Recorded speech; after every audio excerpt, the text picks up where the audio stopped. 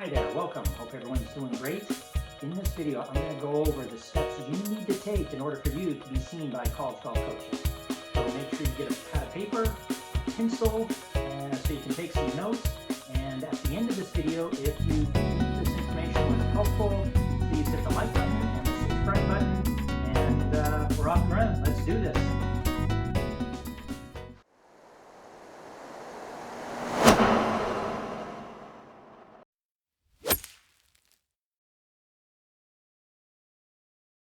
Here we go, the journey begins.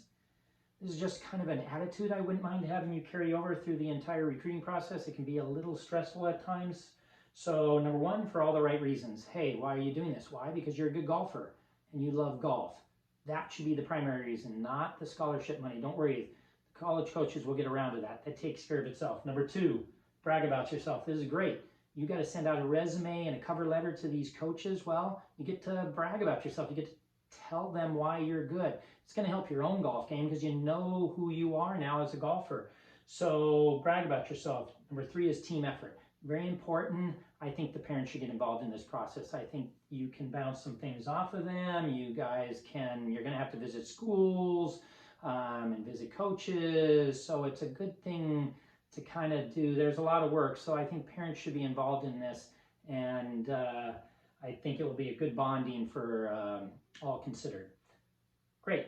Next. Okay, competition. What events do you need to play in order for you to be seen by college golf coaches? First of all, as you know, high school is not enough. Granted, if you go pretty far in CIF and state, that looks really good on a resume and stuff like this, but the college golf coaches don't look at those as a basis of your quality of play.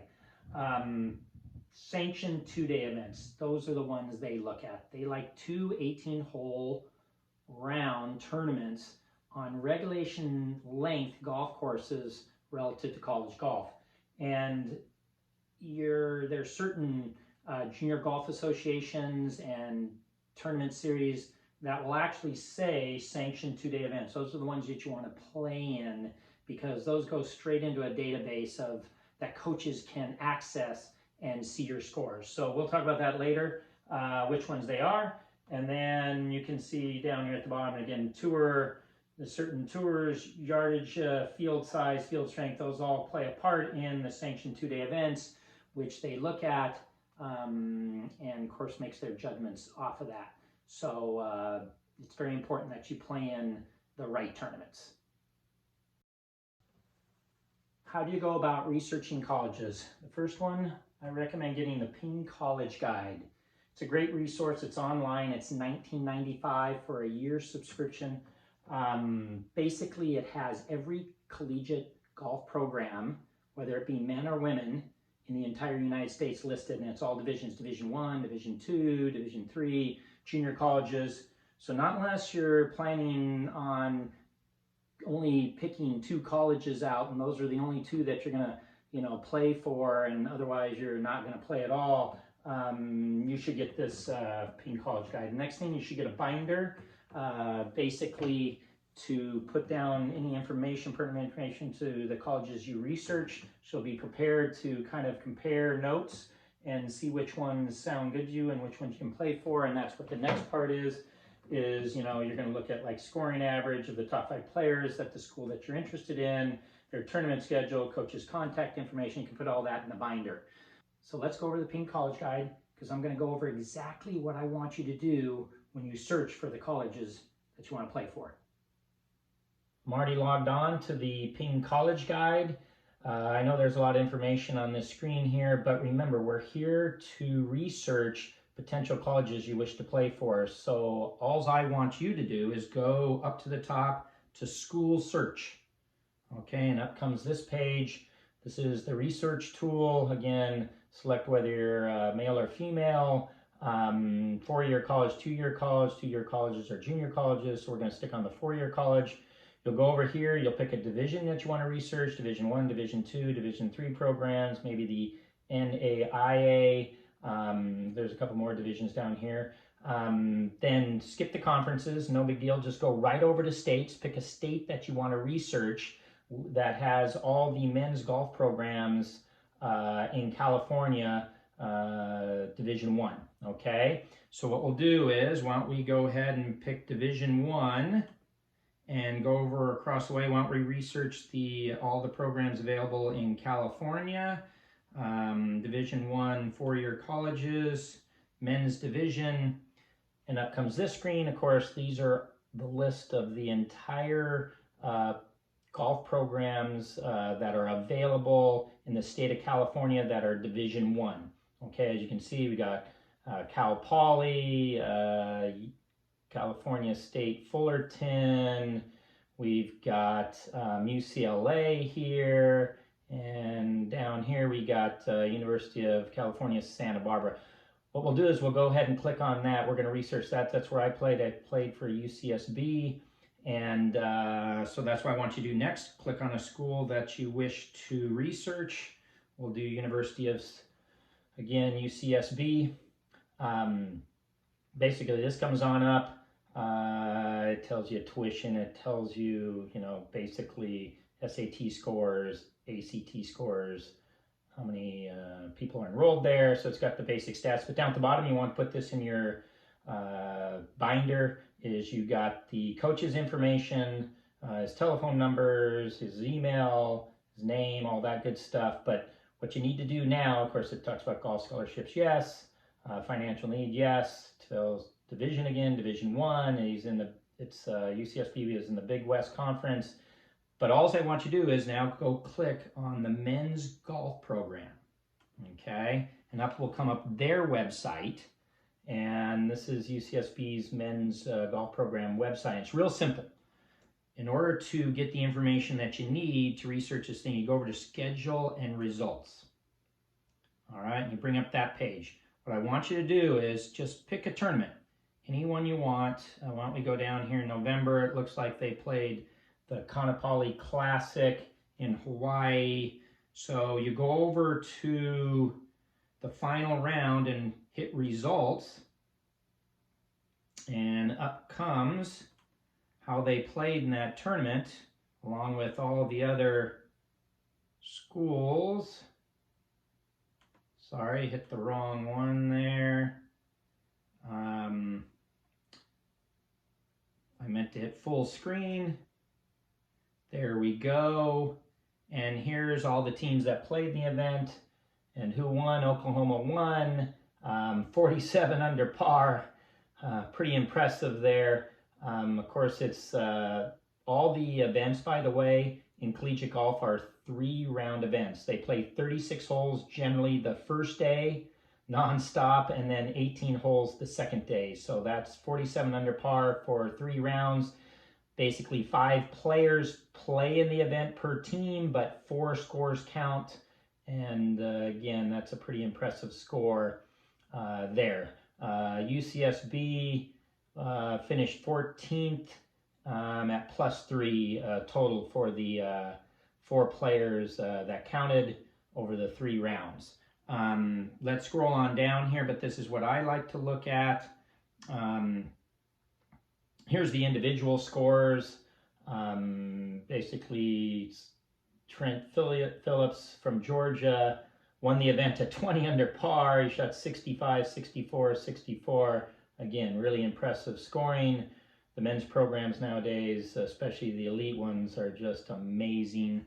Even par used to be very good back in the days. I played it for UCSB back in the early 80s.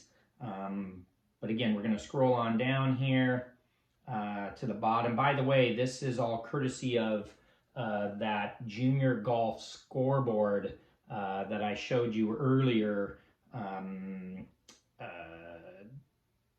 about how the coaches look up scores and find all the sanctioned events when they're researching you in the junior golfing ranks. But if you go on down to the bottom here, it brings up the schools and each of the players and what they shot. So what I like to do is I want you to go ahead and we'll go to UCSB because that's the school we were researching. But remember, you can research all the schools that are playing in this event. You can see what their top players, their top 5 players are shooting. So we'll go down to University of Santa Barbara again. Here's their players, the 5 players that did it. The player that played the best that week, Matt, shot 68, 73, 69. Good job for Matt.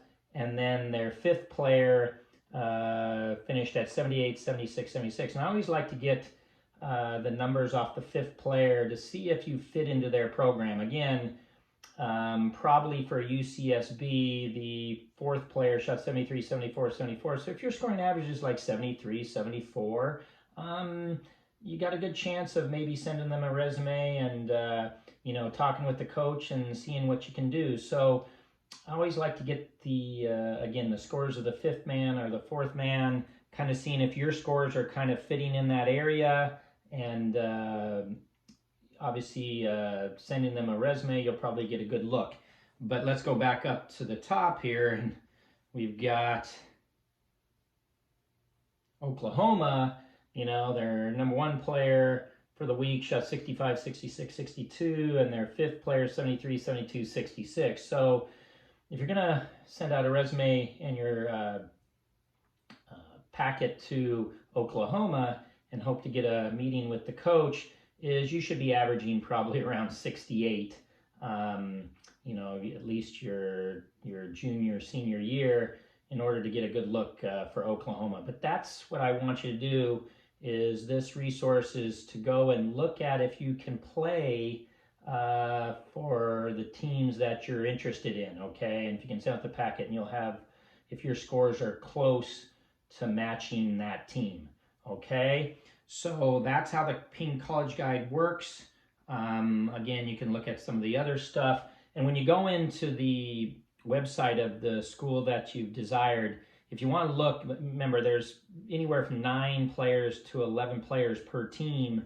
You can look at even the players that are 7th and 8th on the roster and bring up some of their stats. They probably played in 1 event during the year, 2 events, and they'll have stats and a scoring average. So you can, again, you can use that as a resource to see how you fit into that college golf program, all right?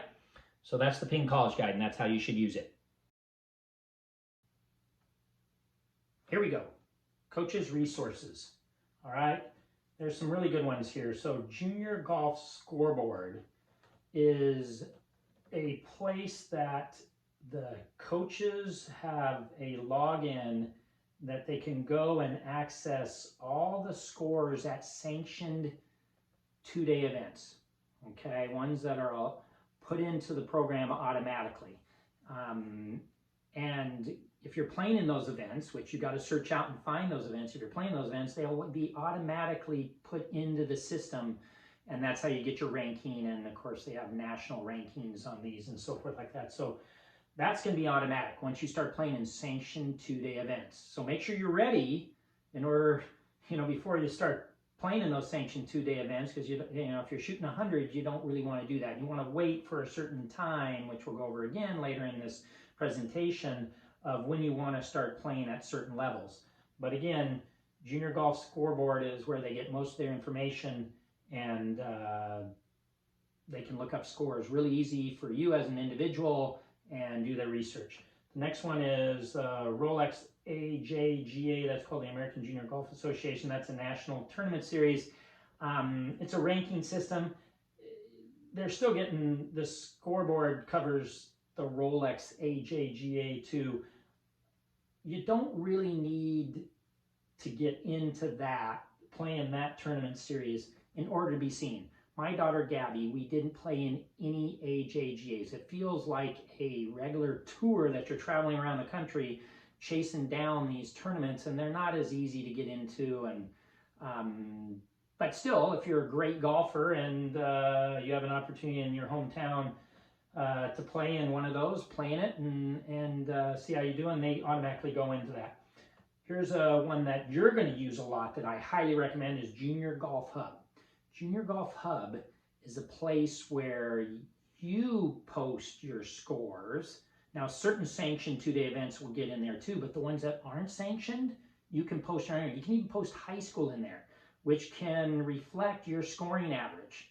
And of course, later on, when you have your resume packet going to coaches, you can put the link in for Junior Golf Hub, and they can tap on that, and they can see your profile and your scores and your scoring average over a year. And that's a really good one because that's the way you can get the non-sanctioned events in.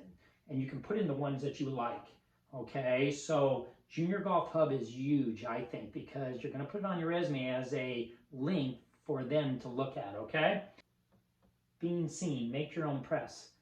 Basically, you need to keep your prospective college coaches up to date on your progress in golf. So anytime you do very well, you want to take a picture, you want to kind of maybe even clip out of an article that, you know, they put in the newspaper about the tournament win and send it to your college coaches. Again, college showcase packet, that's what I'm going to help you with. You're going to learn how to build a resume, good cover letter, and a performance video that you'll be shipping off to your prospective colleges that you wish to play for. As you can see, I'm already logged into the Junior Golf Scoreboard. This resource is for college coaches. It allows them to look up a player's ranking and scores they've shot in those 2-day sanctioned tournaments. Again, those are those tournaments you're playing in their sanctioned 2 days minimum tournaments that automatically get put into this Junior Golf Scoreboard. So why don't we go ahead and scroll on down. And I'm looking at the boys' rankings here. Again, this is a national ranking system. However, there are quite a few international players on this ranking system, maybe because they're playing over here. Also, there's a few sanctioned events that are international, played overseas. But why don't we go ahead and pick a player? The 4th ranked player here, Luke Potter. What the college golf coaches are looking at are the graduation date. Number 1 is, and he's graduating in 2022. Wow, he's got a couple years of high school still left. He's going to be in high demand, being that high of a ranking. And then the next thing the college coaches look at is the events. He's played in 9 events. All the college coaches have to do is click on that number, and it will bring up all the sanctioned tournaments he played in, the scores, and how he did. And that is what the college coaches are looking at. They are going to assess that player based on those scores. Again, this resource is used by most all colleges, and this is where they're going to get their scores from and assessment of that player. So even if you send them your resume and they look at it, they're still going to go online and find your name in this ranking system and find out a little bit more about you. Why don't we go ahead and pick another player? How about the number 2 player, Brett Roberts? He graduated in 2020. You can see he's already signed for Florida State. Anything in red layers below him, he's already taken. So congratulations to him. He's off and running in the Sunshine State. Again, this resource is the most highly used resource for the college coaches, besides your resume packet that gets them interested in you from there. So great. Let's go to the next. This is the important one. Remember, I mentioned it earlier, Junior Golf Hub. You need to sign up for this program. Very important. The reason why is because you get to post non-sanctioned scores into this program. They don't even need to be 2 days. They can just be 1 day, 18 holes, all right? Now, once you sign up for this program, which is free, okay, you could go premium for a nominal amount, but you don't need it, okay? So it's free. What happens is that the sanctioned scores will automatically go in, which are the 2-day events or more, okay? But the non-sanctioned, you can put them in yourself. So if you played well in a tournament, I recommend putting them in. That can improve your scoring average. So I brought up Gabby's profile when she was playing junior golf. That's my daughter. Okay, she graduated in 2019, went to Colorado State. Go Rams. It's the logo on the hat. Her scoring average was 72.6, low was 67. Okay, then we go down here a little bit farther. And the key about this, you're going to take this and put it into a link and put it in your resume and send it out to your prospective colleges you wish to play for. Okay, they can click on it, the coaches, and they can bring up all of this, okay? All right, so all the check marks on the side are the sanctioned ones that went in automatically, which are 2 days or more. You can see the Callaway World. She played in IMG Junior World down at Torrey Pines. The way she qualified for that was Future Champions Golf Tour down in Las Vegas, shot a pair of 67s. Again, these ones are all more over 2 days, right? Okay. All right, and those are all sanctioned. Let's see if I can find a non-sanctioned one. There's one. Okay, down here, played against sports. She played in the Ventura County Junior Golf Association Tour. It's a local tour. It wasn't sanctioned probably because of yardage or maybe the number of players that were playing in it. But still, you can post into this program. She shot 74-71, which can filter into her scoring average, and that's going to help because it's going to lower her scoring average. And again, you only really have to post the good tournaments. You don't have to post a bad tournament if you have to play if it's a non-sanctioned event. So again, I highly recommend you need to get into Junior Golf Hub. You have to sign up for that program again because you're going to send the link out in your resume for your colleges that you're interested in. They're going to click on it and be able to see all your scores, and that's going to have a great influence. College Showcase Packet.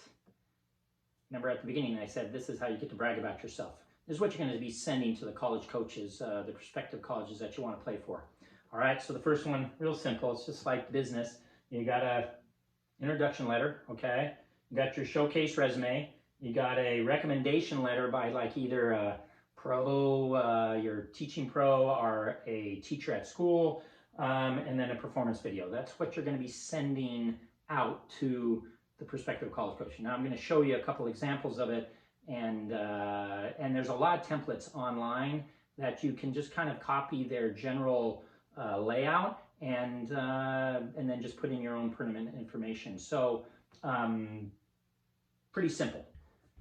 As you can see, we brought up Gabby Minear's email that we sent out to prospective coaches that she's interested in playing for their college.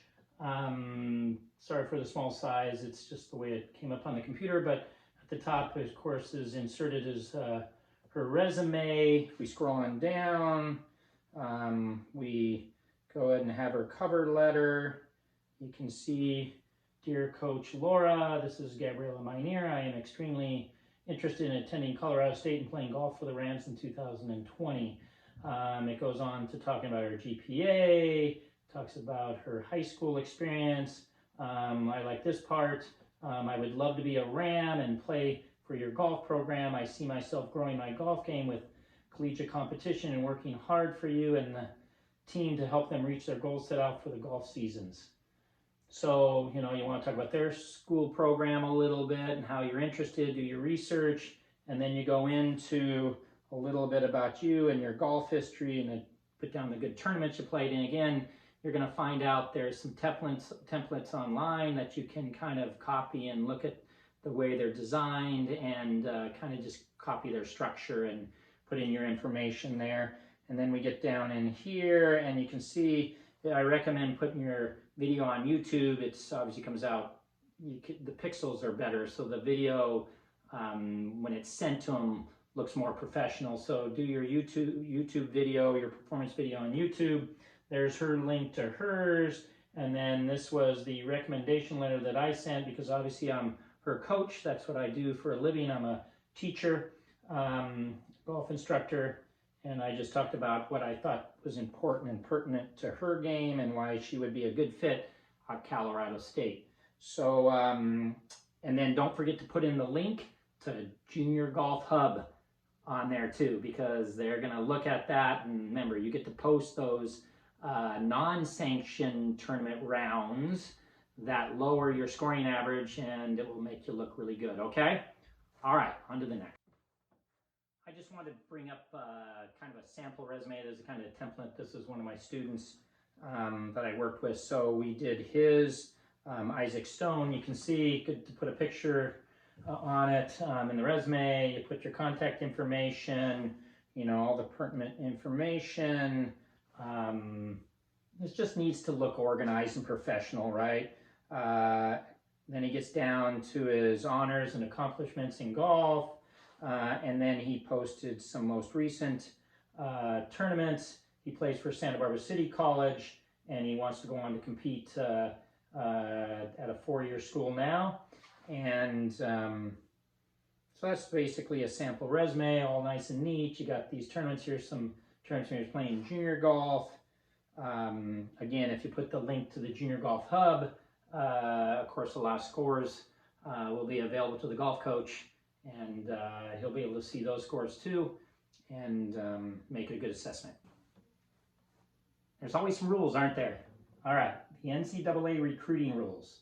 Now remember, Every college golf coach knows the rules. They're not going to let you do anything to jeopardize, you playing college golf.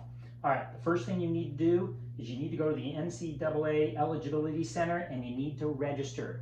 For a U.S. citizen, it's $90 to sign up, and for an international player, it's $150. All right, so you need to sign up because that's where all your information is going to be sent to, so you're eligible to play collegiate golf. All right, number 2, you have to set up a counselor's meeting. Go to your high school counselor, let them know you're a student athlete, because that way they're going to be able to send your transcripts directly to the eligibility center, okay, and make sure you're eligible. All right, 16 core courses, that's what's required in order to play collegiate athletics. So the counselor is going to make sure you're eligible and send those in. Code 9999, that's the number you need to put on the top of your ACT or SAT tests. Okay, so when you go in and take the test, you need to put it in a little box, 9999, where it tells you to, so that way it will be sent directly to the eligibility center. Okay, so your scores will be in there automatically. All right, here's the important dates to know. Now, back in the old days, it was a lot different, a lot more complicated. So obviously, you could recruit earlier, and the problem is a few schools had an advantage there. Nowadays, it's equitable for all the colleges, so these dates are more universal. So June 15th, your sophomore year. So after that, you're allowed to make contact with the coach. So in that summertime, after your sophomore year, is obviously you can talk to them. They can come out and watch you play in a tournament. You can meet them. The only place you cannot meet them is at their campus, okay? That's why August 1st, your junior year, so once August 1st rolls around and your junior year starts, from there on out, you can go and visit the campus on an official or unofficial visit, okay? And still, obviously, you're having contact during that time. So the only difference is your sophomore year, at the end of your sophomore year, through the summertime, you can have contact, but you can't go visit them at their campus. August 1st, their junior year, your junior, from then on, you can have contact pretty much anywhere you want to. Now, there's certain dates that you're not allowed to have contact, but I'm going to show you that up in a calendar in a moment. But let's go ahead and look at that. I'm already logged on to the NCAA website, and this is where you're going to register. Right here it says how to register. If you go on down, it has a registration checklist that you kind of make sure that you have the necessary information that you need to put into this registration process.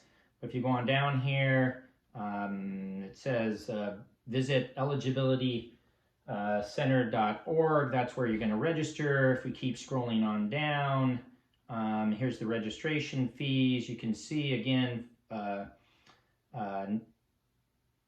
person that's registering from the United States, it's $90 to sign up, and the registration fee for an international student is $150. Again, really simple. Just go into the site, click on the eligibilitycenter.org, and that's where you'll fill out the necessary registration and pay your fee, and you'll be all set to go. Here's the recruiting calendar. These are the times that you're allowed to communicate with the golf coaches. This is for the Division I men's golf programs, but whether it's men's, women's, or the different divisions, these are times when they're all the same. You can contact the coaches during these times. And also remember that the coaches know when they can communicate, and during the dead periods or the quiet periods, they're not going to contact you and they're not going to let you communicate with them. So they know this calendar, but I still recommend printing it out and maybe putting it in your binder so you know the days that that you cannot communicate with the coaches.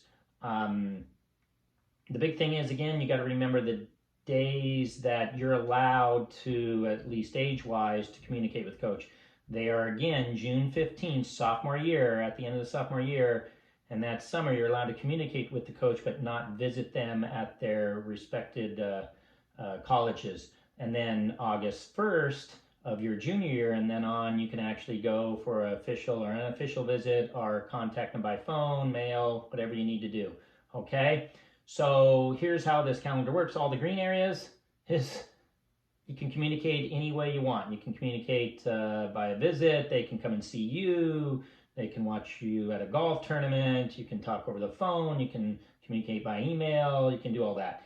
You can see that just in December, November, and one day in January, where you can't really do the type of communication that you're allowed to do in the green areas. So the red areas are dead periods. That means no communication whatsoever. Again, it's just around Christmas breaks, and they've probably got some sort of function that they're going to, and they want to make it equitable for all college coaches not to have any communication during that period. The kind of the light brown area here is just a quiet period, and basically you can't have any off-campus recruiting contacts or evaluations during the quiet period, but you can still have visit to the campuses and stuff like this. And then blue is a evaluation period where those camps and combines that the colleges host, notice they're also still red in that area too, so it's a dead period time. So even though you're doing the camps and combines, they can't talk to you, but they can watch you. They can watch you at balls, they can watch you putt, they can watch you do certain drills. Again, really simple to this calendar is just contact the coaches in the green area and you won't have any problem. All right, so remember the two important dates are, again, June 15th, your sophomore year, that's summer, you can start to contact the coach. And then August 1st of your junior year, you can start to schedule your official or unofficial visit to their campus. Again, just noting is that you'll already have your showcase packet in the hands of all your prospective college coaches that you wish to play for way before June 15th of your sophomore year. Because once June 15th rolls around, that's when they're going to start to contact people. They'll probably contact that day. So you want to be up and ready and ready to go so you can call, that actual next day, June 16th of your sophomore year, and hopefully get in touch with your coaches. All right? So stay on top of it. So that's a wrap. Just follow these steps and strategies from this video, and you'll be on your way to playing collegiate golf. Just a few thoughts to leave you with. No worries. Understanding the coach's perspective. Remember, they're going to get 100 to 1,000 resume packets from golfers just like you. So be patient with their response time. Next, be proud. Hey, you accomplished something. You got your resume packet out, spoke to coaches, communicated well. You put yourself out there. I love that. Thirdly, we arrive where we are meant to be. That just means some programs might be not the right fit.